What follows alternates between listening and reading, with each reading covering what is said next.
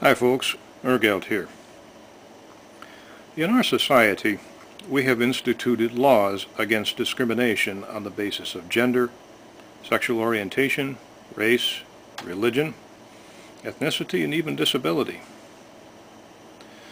Intolerance still exists for all of these conditions, and it's still a serious matter.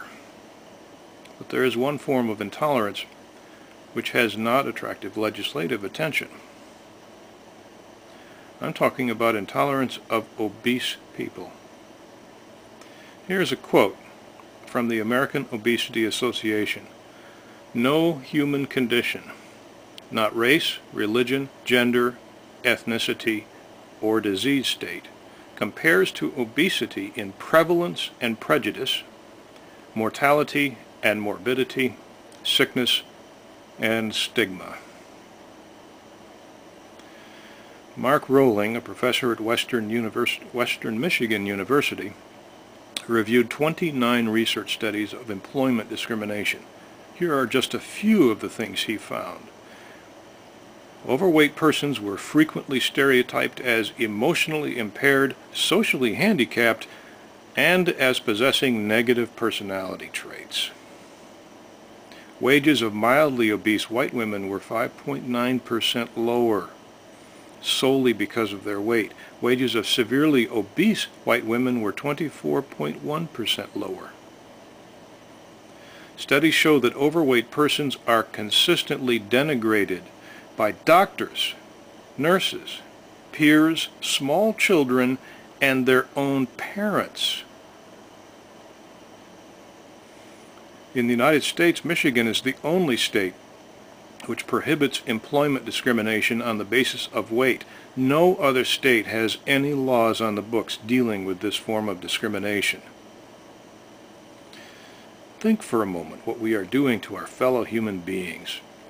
It's scientific fact that obesity is not a simple condition of eating too much. It is now recognized that obesity is a serious chronic disease with terrible consequences for health complications and mortality. And our prejudice, our discrimination, and our cruelty to these ill people is socially acceptable? From kids on the playground to the personnel offices of major corporations and everywhere in between, obese people receive the same treatment once reserved for minorities. The odds are that if you picture a fat person in your mind, you immediately will conjure up disgust. I'm familiar with this mechanism.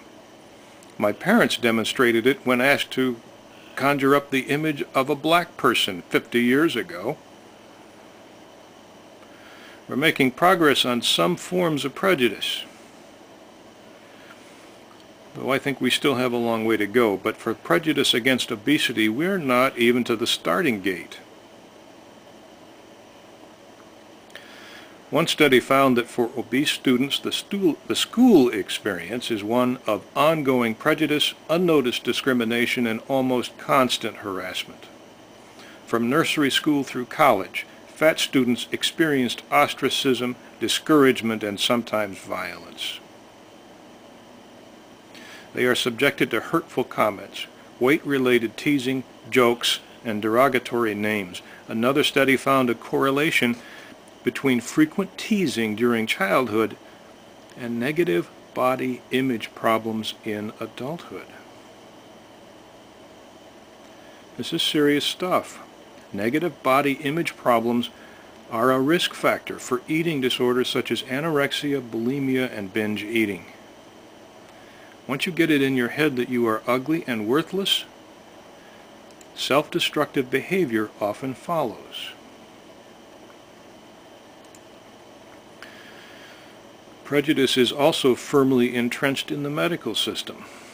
A study of 1,200 physicians found poor obesity management practices.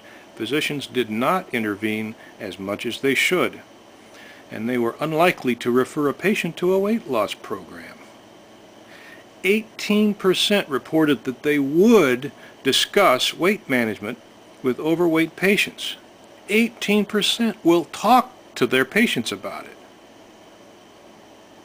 The rest won't. We're talking about a chronic illness here. If the doctors won't help, who will? I could go on and on. Many studies have been done cataloging the harmful effects of prejudice and ill treatment of obese persons from childhood until their deaths. And this ill treatment actually interferes with their ability to get the help they need to fight their illness. These attitudes are so completely prevalent, they cross all social and economic boundaries. They cross all ethnic and racial boundaries. All religions are affected.